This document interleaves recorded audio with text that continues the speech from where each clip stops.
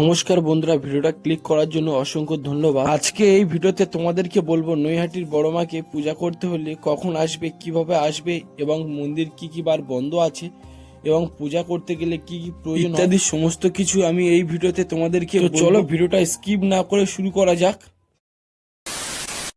কথিত আছে ধর্ম যার যার, বড় মা সবার। বাংলার আরেকটি বিখ্যাত জাগ্রত দেবী কালী হলেন এই নৈহাটির বড় মা। এই বড় মাকে কেন্দ্র করে কত দূর দূরান্ত থেকে ভক্তরা আসে মাকে পূজা করতে। চলো তোমরা এখানে কিভাবে আসবে আমি তোমাদেরকে বলি। তো তোমরা যদি শিয়ালদা থেকে যেতে চাও তো তাহলে শিয়ালদা থেকে নৈহাটি স্টেশন যাওয়ার ট্রেন ধরে নিতে হবে প্রথমত। তো আমি নৈহাটি স্টেশন যাওয়ার জন্য শিয়ালদা থেকে কল্যাণী সীমান্ত লোকালটা ধরেছিলাম। অবশেষে আমি চলে এসেছি নৈহাটি স্টেশন। আর নৈহাটি স্টেশন থেকে তোমরা বড় মার কাছে কিভাবে যাবে তো আমি তোমাদেরকে দেখাই। তো চলো, প্রথমত 1 নম্বর প্ল্যাটফর্ম ব্রিজের পাশ দিয়ে যে গলিটা বেরিয়ে গেছে ওটা দিয়ে প্রথমত অরবিন্দ রোডে আসতে হবে এবং এই যে রাস্তাটা দেখতে পাচ্ছ এই রাস্তা দিয়ে 5 থেকে 6 মিনিট হেঁটে গেলে সামনে বড় মায়ের মন্দির পড়বে। অবশেষে আমি চলে আসলাম বড় মায়ের মন্দির। আর মন্দিরের গায়ে লেখা আছে ধর্ম হোক যার যার, বড় মা সবার। আর মায়ের মন্দিরটা কত সুন্দর দেখতে লাগছে তো দেখো বন্ধু। আর এখন আমি যাব নৈহাটি গঙ্গার কাছে।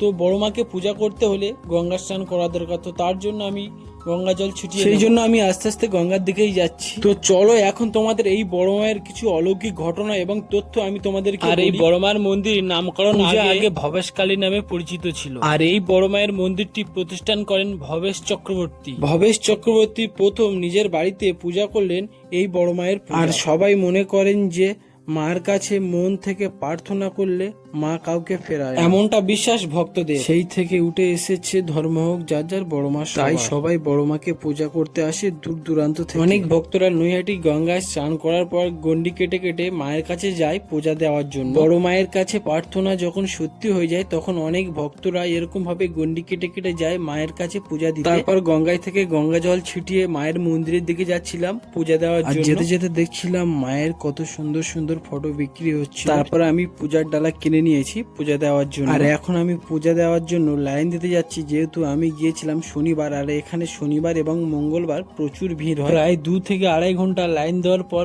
অবশেষে আমি বড় মায়ের মন্দিরে প্রবেশ করলাম। আর বড় মায়ের মন্দির পূজা দেওয়ার জন্য সব দিনই খোলা থাকে। আর বন্ধুরা মন্দিরের ভিতরে ভিড়টা তো দেখো, আমি তোমাদেরকে ভালো করে দেখাই। তোমরা যদি বড় মাকে পূজা দিতে আসো তাহলে সকাল সকাল আসার চেষ্টা করবে, না হলে যত তোমরা দেরি করবে তাহলে এখানে পূজা দিতে তোমাদের আরো লেট হবে। জগতে মা ছাড়া কেউ নেই, এই মাই হচ্ছে শ্রেষ্ঠ। আর বন্ধুরা মায়ের মুখটা কত সুন্দর লাগছে দেখতে। তো বন্ধুরা আর তোমরা যদি এখানে পুজো দিতে আসো অবশ্যই তোমাদের নাম এবং গোত্রটা বলবে, গোত্র এবং নাম ধরে পুজোটা হবে। আর মায়ের মন্দিরের সামনে ব্রাহ্মণ আছে, ওনারা আপনাদেরকে পুজোটা করিয়ে দেবে। অবশেষে আমার পূজা দেওয়া কমপ্লিট।